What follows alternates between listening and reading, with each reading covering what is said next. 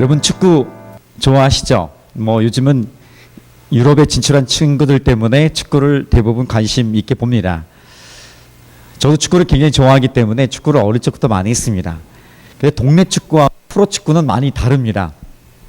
자, 동네 축구 있지 않습니까? 동네 축구. 동네 축구의 특징이 있어요. 자, 동네 축구의 특징이 뭘까요?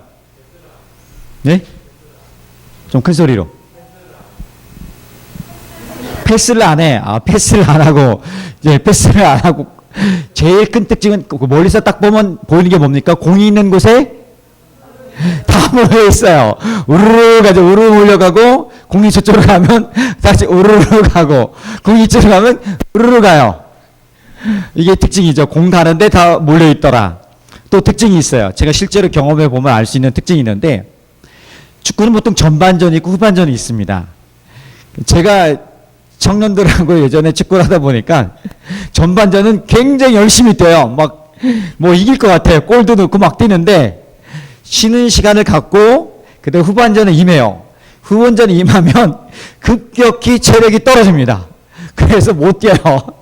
항상 그 역전패 당하는 경우들이 많았는데 이 동네 축구의 특징은 초반에 에너지를 다 쓰더라. 그래서 체력이 떨어져가지고 후반에 늘 밀리게 되는 그런 현상들이 있습니다.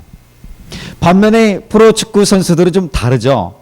축구를 좀 연습하고 뭐 전문적으로 클럽이나 이런 데서 축구를 한 친구들은 몰고 다니기보다 전략적으로 전술적으로 움직이게 됩니다. 뭐 포지션을 맞고 그 포지션에서 이렇게 적절하게 패스도 하고 또 전략을 짜서 이렇게 공격하고 수비하는 경우도 있습니다. 보통 프로축구 선수들이 전반전 45분, 후반은 45분, 총 90분을 뛰게 됩니다. 이 90분을 뛰는 데 있어서 90분 동안 수비 선수들이 뛰는 거리는 약 한 8에서 10km 정도 뛴다고 합니다. 그럼 공격수는 얼마나 뛸까요?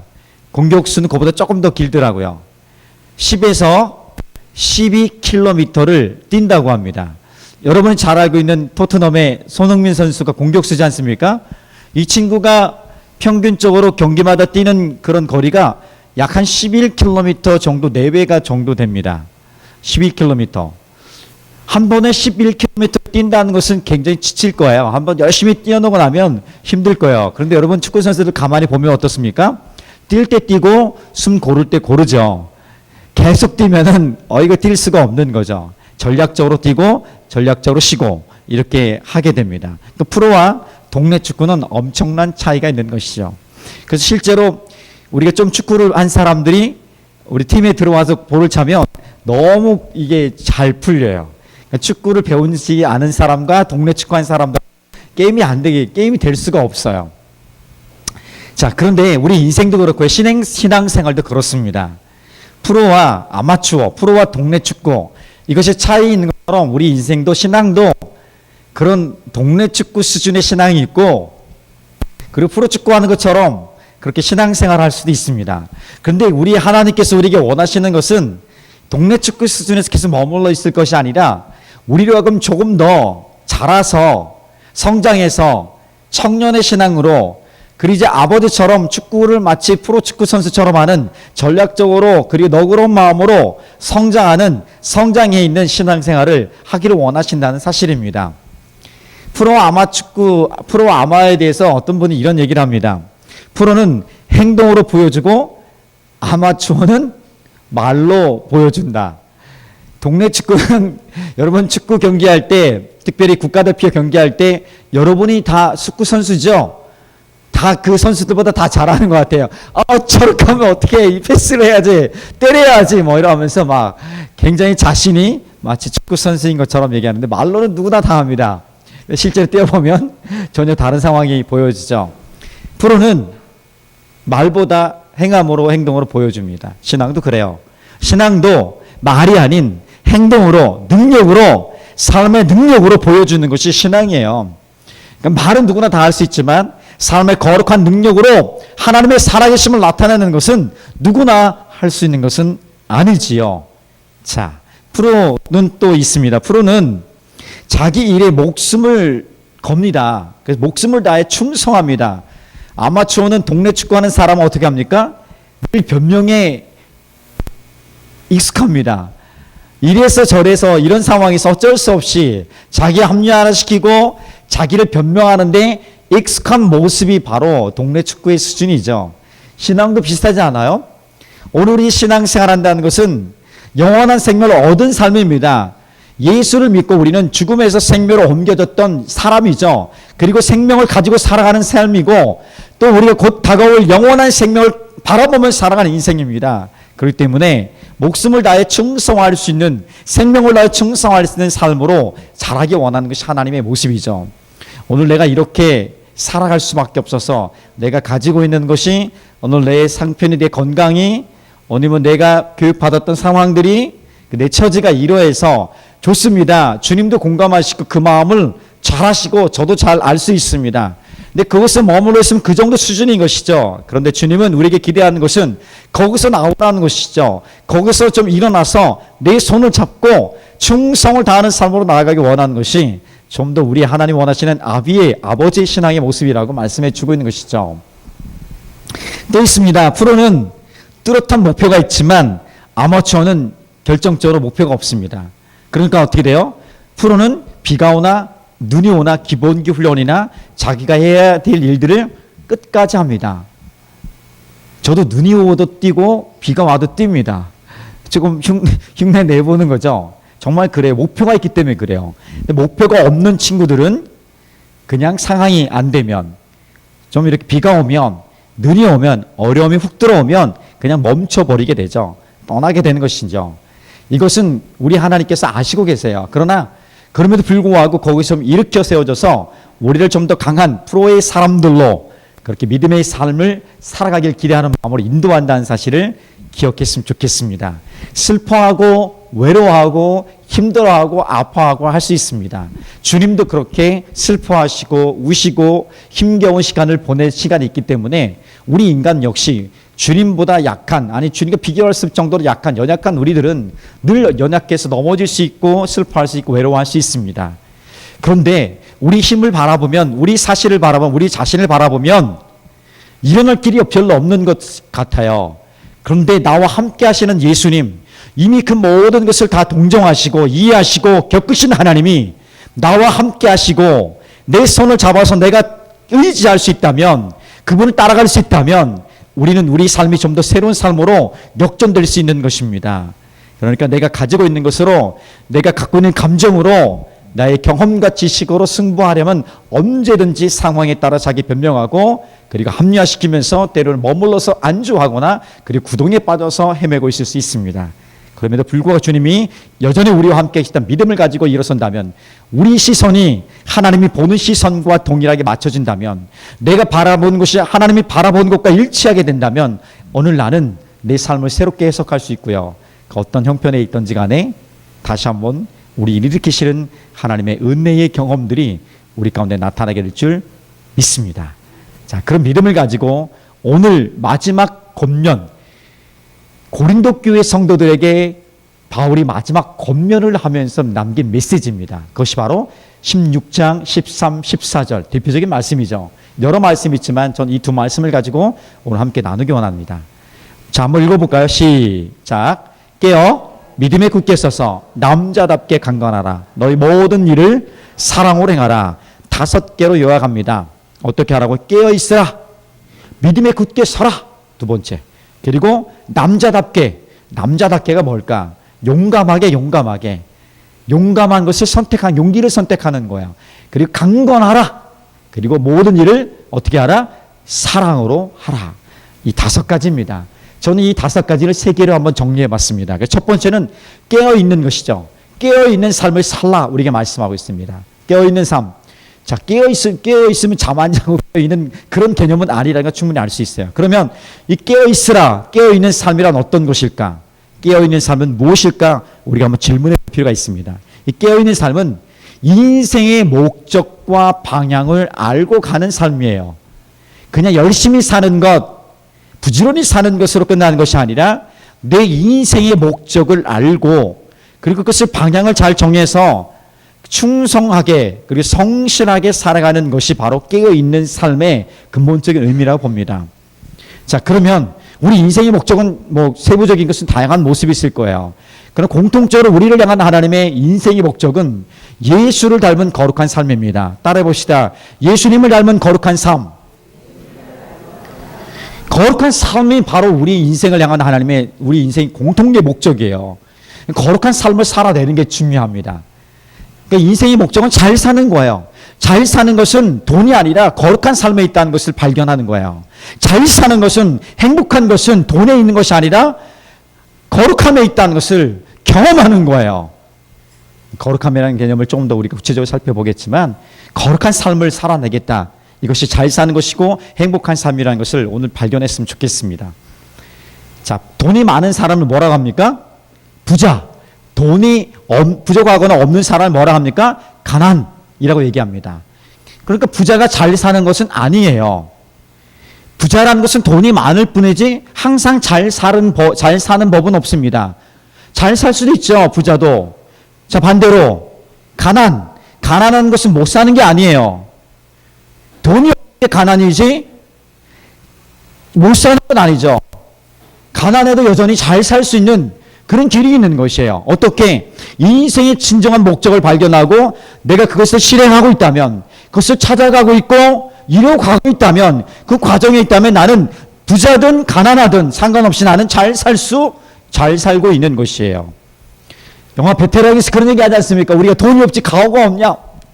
경찰이 그런 얘기 하지 않습니까? 우리가 돈이 없지 예수님이 없습니까? 예수를 믿는 믿음이 없습니까? 별로 감흥이 없네요. 와야 되는데 이게 좀. 설교는 하나님의 역사는요, 이게 돼야 돼. 같이 움직여야 돼. 하나님 말씀하시고 우리가 그 말씀에 반응하는 것이 있을 때의 폭발적인 기적의 역사가 임하는 것이에요.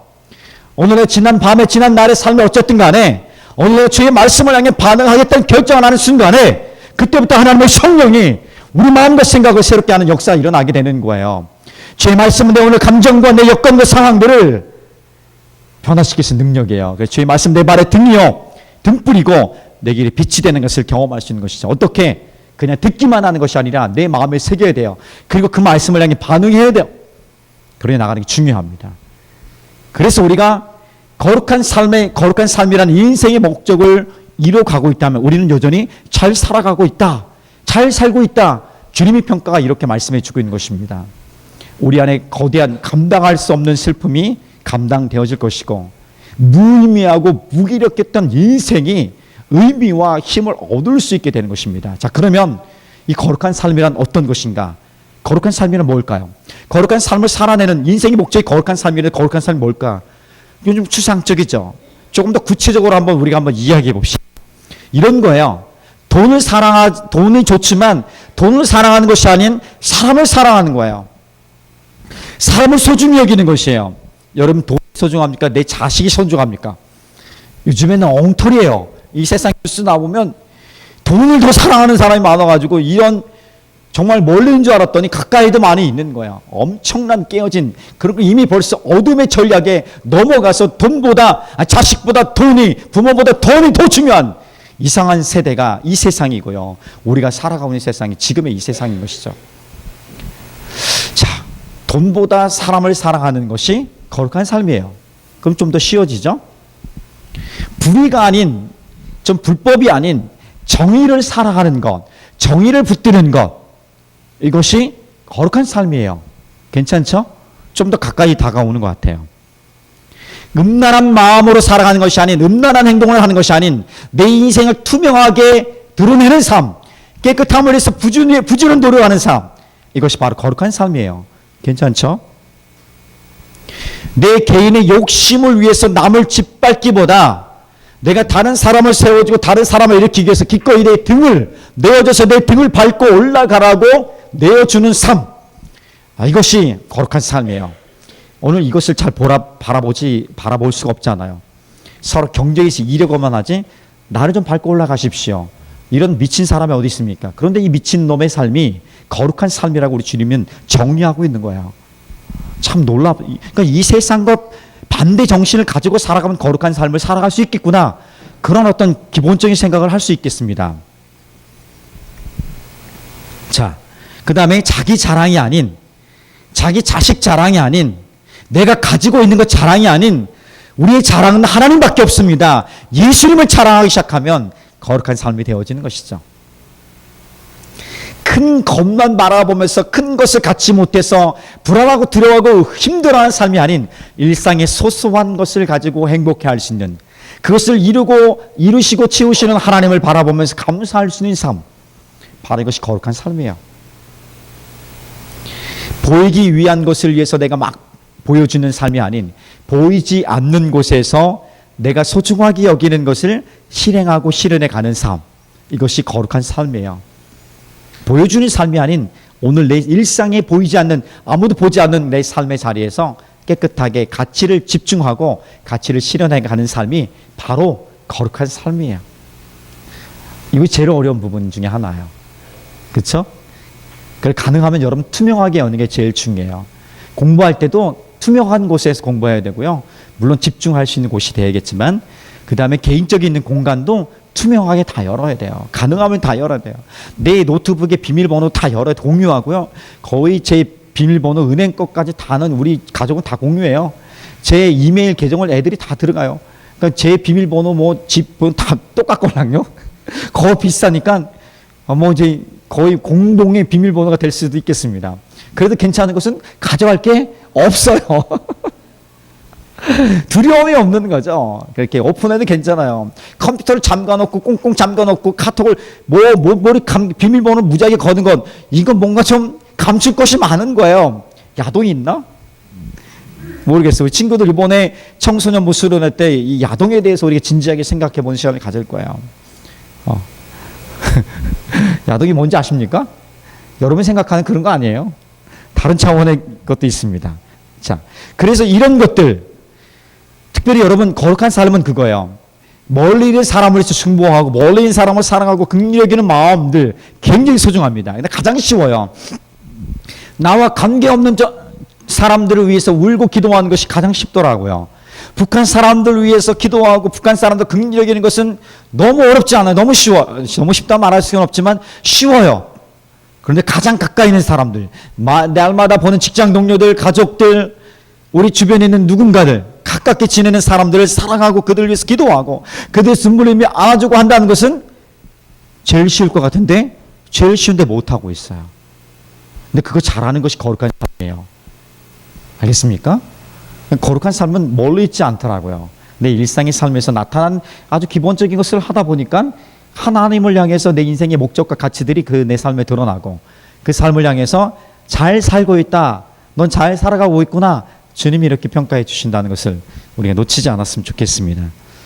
미가서 6장 8절에서 그래서 얘기하고 있는 미가 선제를 통해서 하나님이 기뻐하신 것을 세 가지로 정리해 보입니다. 정의를 행하고, 인자를, 그러니까 사람을 사랑하고, 겸손히 하나님과 동행하는 것, 이것이 바로 거룩한 삶이고 깨어있는 삶이고 하나님이 기뻐하는 삶이다, 이렇게 말씀드릴 수 있습니다. 자, 두 번째, 여기 보면 믿음으로 굳게 세우고 남자답게 강건하라. 이것은 저는 한마디로 말해서 이렇게 표현하고 싶습니다. 충성하는 삶. 충성하는 삶. 한번 따라해 봅시다. 충성하는 삶. 이것이 바로 믿음에 굳게 서서 남자답게 용기 있게 강건하게 살아가는 삶. 근데 이것도 여러분 사실은 성경이 남성 중심으로 쓰여진 것이 맞기 때문에 오늘날 좀 해석을 잘해야 돼요. 이 남자 안에는 여성 남자, 그러니까 사람의 대표성을 띠고 있다고 생각하면 되는 것이에요. 그래서 남자만 강건하라는 법이 있느냐? 전혀 그렇지 않습니다. 모든 신앙인, 여자를 포함한 모든 사람들도 강건할 수 있는 것이죠. 사실은 어머니들이 더 강건하고 더 용기 있을 때가 훨씬 더 많아 보이는 시대인지도 모르겠습니다. 자, 그러면 우리가 어떻게 믿음에 굳게 서서 남자답게 강건하게, 그러니까 충성하는 삶을 살 수 있을까? 이것은 다름 아닌 하나님 말씀에 순종하는 삶이에요. 결국은 하나님 말씀에 순종하는 삶이 바로 충성하는 삶과 동일한 것이에요. 하나님 말씀에 순종하는 삶을 연습하다 보면 자연스럽게 우리 삶이 강건해질 수밖에 없고요, 담대해질 수밖에 없고 충성하는 삶으로 연결될 수밖에 없습니다. 왜 우리가 하나님 말씀에 순종해야 될까? 다른 이유보다도요, 순종해 보면 알 수 있는 것이에요. 순종해 보니까, 하나님 말씀에 순종하다 보니까 우리가 자라가고 우리가 성장하고 있는 것을 보는 거예요. 용서할 수 있는 사람은 누구나 용서할 수 있지만 용서하기 껄끄럽거나 용서하기 싫은 사람이 있어요. 오히려 저주를 퍼붓고 싶은 사람이 있는데, 근데 성경에 하나님 말씀이 그래도 좀 받아들이고 사랑으로 용납하고 용서하라, 원수 갚는 것은 하나님께 맡기고 너는 사랑하도록 해라. 어떻게 해요? 감정이 안 되는데. 그런데 감정은 좀 뒤로 이렇게 놓고 하나님 말씀을 의지적으로 선택하는 거예요. 내가 용서하기 한번 결정해 봅니다. 감정은 안 따라오지만. 그 놀라운 것은 이 감정이 안 따라왔던 용서하는 삶을 통해서, 용서를 결정함을 통해서 내가 용서가 뭔지를 경험하게 되는 거예요. 내가 죽을 수밖에 없었던, 용서받을 수 없었던 내 인생이 하나님에 의해서, 하나님의 은혜로 인해서 내가 구원받은, 용서받은 사람인 것을 철저하게 경험하게 돼요. 이보다 더 나쁘고 더 못되고 용서받지 못할, 구제받지 못할 내가 바로 그렇게 구원받은 하나님의 사람이구나. 그 하나님의 은혜의 절실함을 느끼게 되는 거죠. 그래서 하나님의 말씀에 순종하는 삶을 살 때는 좀 더 넉넉해지게 되고요, 좀 더 부드러워지게 되고요, 그 안에서 담대함이 생기게 돼요. 왜? 어떤 상황이 닥쳐도 여유롭게 받을 수 있는 넉넉한 마음을 이미 경험했기 때문에 부드러움 속에서 난 강건함, 담대함, 용기들이 일어나게 되는 줄 믿습니다. 그래서 나누고 헌신하다 보니까 이 나눔과 헌신, 거기서 기쁨을 경험할 수 있는 거예요. 기쁨은요, 내가 무엇을 사서 내가 원하는 것을 얻어서 누리는 기쁨은요, 얼마 못 가요. 얼마 못 가요. 정말 그래요. 곧작해도 한 달, 일주일이면 그 기쁨이 하루면 다 사라져요. 그냥 일상으로 돌아오게 돼. 그런데 놀라운 기쁨이 있어요. 주는 기쁨, 섬기는 기쁨, 나누는 기쁨은요, 내가 뭔가 이렇게 예수를 믿지 않는 사람도 그때 기뻐하더라고요. 우리 인생에, 우리 DMA에 누군가를 위해서 좋은 일, 선한 일을 할 때는요, 기뻐함이 자연스럽게 내재되어 있는 거예요. 그래서 여러분, 선한 일을 하면은 누가 알아주지 않아도 좋지요. 행복하죠. 뿌듯하죠. 그 감동이에요. 하나님 말씀에 그렇게 순종하다 보면 내가 보이고 위해서 인정받기 위해서 하는 것이 아닌 그냥 그 자체로 행복할 수 있는 삶을 마음껏 누릴 수 있는 거죠. 그것을 좀 배웠으면 좋겠습니다. 그것이 좀 익숙했으면 좋겠습니다. 처음부터 우리가 모든 것을 다 하나님 말씀을 이해해서 다 알아서 순종하는 것은 아니지요.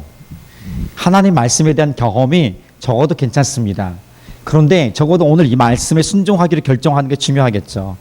순종하기를 결정한 순간에 그때부터 하나님의 성령께서 우리의 문을 여시고 하나님의 말씀에 대한 경험들을 열어가시게 되어 있습니다. 그 경험들이 열려질수록 우리가 때론 연약했을 때 그 과정 속에서는 정말 어렵습니다. 힘겨운 시간도 있고 어려운 시간도 있고 그리고 견뎌낼 시간들이 있습니다.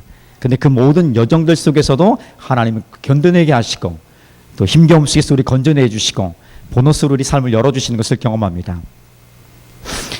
그래서 하나님 말씀에 순종할 이유가 분명히 있습니다. 순종할 이유, 충성할 이유를 발견하고 싶다면 그냥 생각으로 머물러 있으면 안 되고 움직여야 됩니다.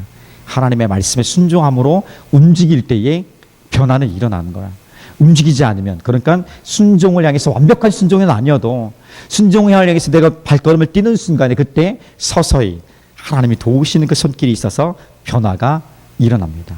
그런데 생각만 하고 아니면 생각하기도 않고 머물러 있으면 변화는 일어나지 않습니다. 슬픔의 자리에서 기쁨은 나오고 싶지 않습니까? 절망의 자리에서, 그리고 절망의 자리에서 일어나서 소망의 자리로 나오고 싶지 않습니까? 무기력한 인생에서 능력 있고 역동적인 삶으로 나오고 싶지 않습니까? 우리 여러 가지 문제에 헤매면서 갈등과 불안과 두려움 속에서 다시 한번 문제가 여전히 있더라도 행복할 수 있고 기쁨이 있고 오히려 그 기쁨으로 문제를 이길 수 있는 지혜를 얻고 실제 능력으로 살아가고 싶지 않습니까? 우리 인생이 지금까지 이렇게 계속 내 인생이 끝나면 어떻게 될지 불안, 두려움 있잖아요. 내 미래에 대한, 오늘 내가 뭘 하고 뭘 해야 되는데 과연 이대로 가면 그것이 될까? 안 되죠. 그대로 있으면 안 되죠. 절대로 해왔던 방법으로 똑같이 해서 안 되는데 똑같은 방법으로 똑같이 한다고 해서 그게 뭐 여러 번 한다고 됩니까? 방법을 바꿔야 돼요. 선택을 바꿔야 돼요. 움직여야 되는 거예요. 근데 우리는 착각하고 있어요. 여전히 하다 보면 되겠지. 되긴요. 절대 변화가 일어나지 않아요. 그렇죠? 어떻게 해야 돼요? 다시 하나님 말씀 붙들고 그 말씀의 움직임의 순종의 자리로 내 변화의 자리에 나가는 순간에 새로운 방법들이 우리 삶에 나오는 거예요. 그 일들이 있어야 되는데 그냥 마냥 그냥 되겠지 그거는 아니죠. 우리 하나님께서 우리에게 그런 인생을 우리에게 허락하신 것이 아니라 구덩이에 빠질 수 있고 넘어질 수 있고 힘겨워서 멈출 수는 있지만 내가 주신 하나님 주신 그 메시지를 가지고 일어설 수 있는 용기, 담대함 이것이 다시금 일어나기를 원합니다. 이번에 장년부들은 8월 4일과 5일에 1박 2일 동안 휴가 여행을 가게 됩니다. 단양 금곡이라는 곳인데 수영장도 전용 수영장이 있고요. 그다음에 전용 숙소도 있고 밥 먹는 식당도 있고 거기 있으면 수영장 크기는 거의 굉장히 큽니다. 그래서 보통 우리가 여기 힐링센터의 2~3배 정도는 되고요. 그런 곳에서 우리는 1박 2일 휴가를 보낼 예정입니다. 물론 돈을 내고 하죠, 우리는. 자, 돈 내면 다 되죠, 요즘에. 근데 제가 이것을 여러분들이 원해서 정말 잘 쉬었으면 좋겠다.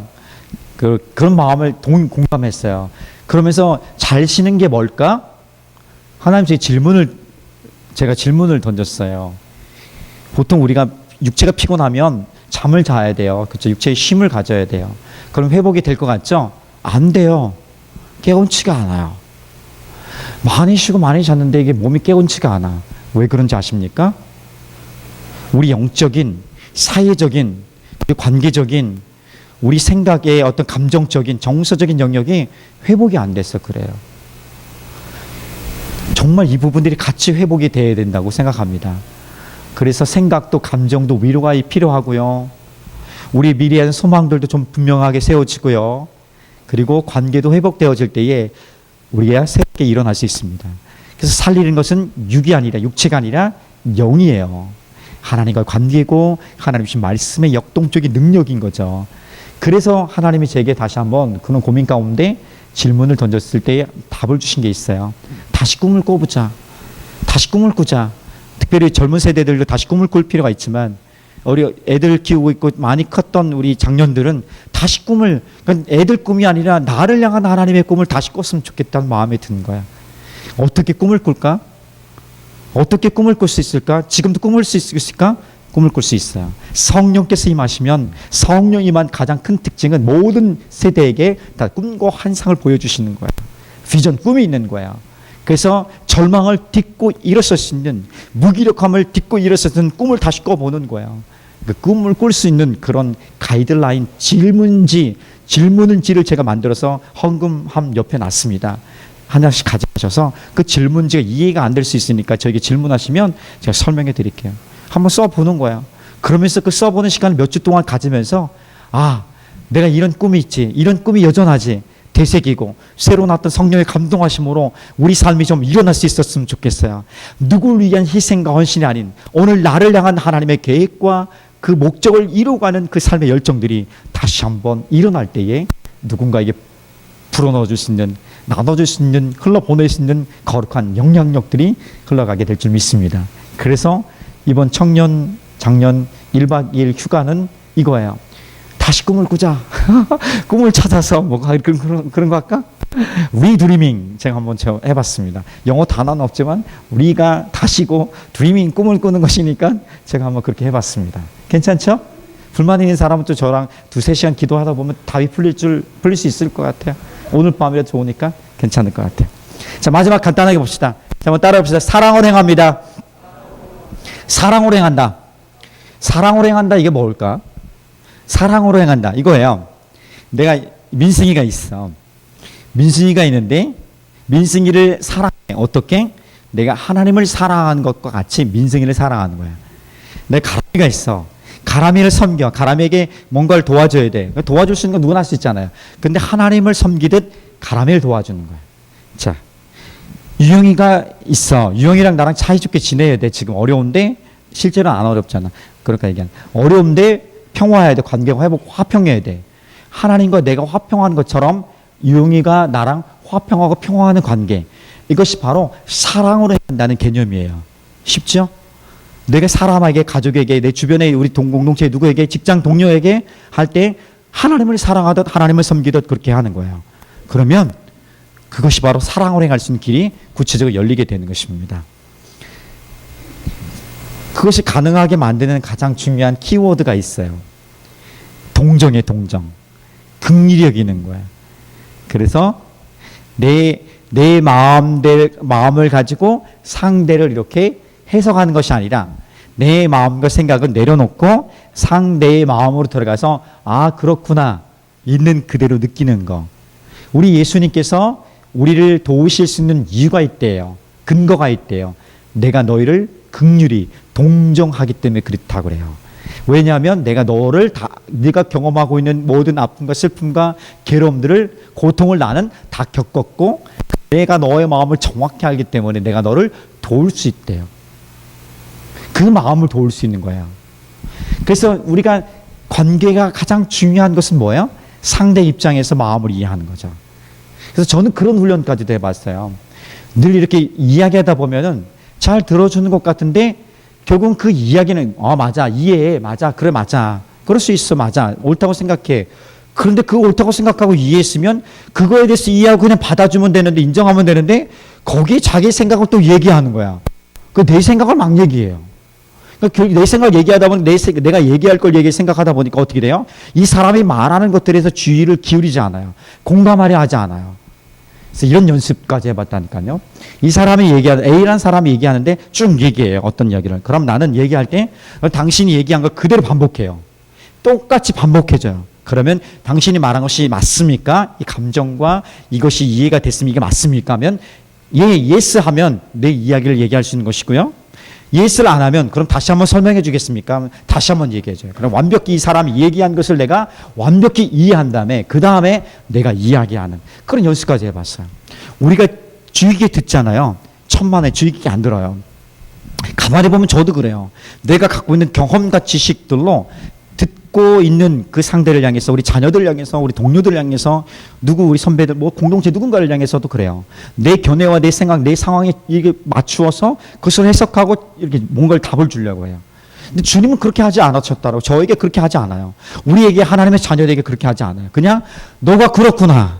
내가 너의 마음을 안다. 네 생각을 알고 너의 그 아픈 마음을 안다. 내가 너의 마음을 다 안다. 내가 너와 함께 하겠다. 내가 함께하고 너를 도와줄 것이다. 말로만 도와줄 것이 아니라 실제로 내가 너와 함께 도와줄 거다. 이렇게 말씀하시는 거죠. 주님이 그런 마음을 주시는 거예요. 이것이 바로 사랑으로 행하는 삶의 자세인 거예요.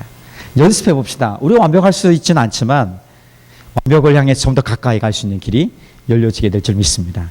그런 은혜가 우리 가운데 가득하기를 주님의 이름으로 축복합니다. 가르치려 하지 마시고 그냥 받아들이고 인정하고 그냥 가는 거야. 그러면 그 시간이 지나면 내가 얘기할 기회가 가르칠 기회가 반드시 옵니다. 그럼 그때 정확하게 가르치는 거예요. 그럼 오게 돼 있어요. 우리 이것을 먼저 서둘러 사다 보니까 엇갈려 버리는 거죠. 모든 관계에서 그런 것이죠. 관계의 중요한 것은 그냥 상대를 그대로 인정해 주는 거야. 공감하는 거야. 그리고 경청하는 거야. 이것을 합치면 공감적 경청이라고 하는 거야. 주님이 우리를 사랑으로 그렇게 섬기셨듯이 내가 사랑으로 행한다는 것은 바로 그런 부분이라는 것을 기억하시기 바랍니다. 자, 이제 고린도전서를 정리하면서 중요한 것이 있습니다. 싸워가야 돼요. 우리가 열심히. 싸움이 있다는 것은 가능성이 있다는 것입니다. 싸움이 없다는 것은 싸움을 이기고 정말 평화하든지 아니면 무기력하고 안주해서 전혀 어둠과 싸우지 않는 힘없는 패배한 그런 그리스도인으로 살아가지 둘 중에 하나인 것입니다. 그런데 대부분의 이 땅에서 삶은요. 그렇게 평화를 누리는 것보다는 좀 더 치열하게, 좀 더 역동적이게, 때로는 힘겹게 싸워가는 인생들이 많습니다. 자, 그래서 우리가 싸움의 제가 진수, 싸움의 비결을 가르쳐 드리고 말씀을 정리합니다. 싸움의 비결은 뭡니까? 자, 깜깜할 때에 어둠과 싸운다고 어둠을 이길 수 있습니까? 어둠을 막 싸운다고 깜깜한 어둠과 싸워서 이길 수 없습니다. 아무리 우리가 탁월해도요. 그런데 작은 불빛이 나오면 그 어둠은 물러가게 돼 있는 거야. 이 싸움의 진수가 원리예요. 원칙이에요. 그러니까 내 안에 육신의 정욕과 이생의 자랑과 안목의 정욕들이 있다. 이 모든 것들이 끊임없이 나를 공격하고 유혹한다. 그러면 그것에 맞대어서 내가 이러면 하지 않으면 이거 하면 안 되는데 이 마음을 가지면 안 되는데 이렇게 싸울 것이 아니라 그냥 하나님의 말씀으로 하나님의 은혜로 가면 되는 거야. 죄의 말씀을 향해서 진리를 향해서 은혜 안에 거하면 그리고 힘겹고 어둡고 힘들 때에 고통스러울 때 우리가 어떻게 합니까? 그냥 피난처 대신 하나님께 피하면 되는 거예요. 그러면 돼요. 그래서 그곳에서 하나님의 위로와 격려를 받으면 자연스럽게 그것이 멀리 또 가게 되어 있는 거야. 이길 수 있는 거야. 그런 은혜가 우리 가운데 있었으면 좋겠습니다.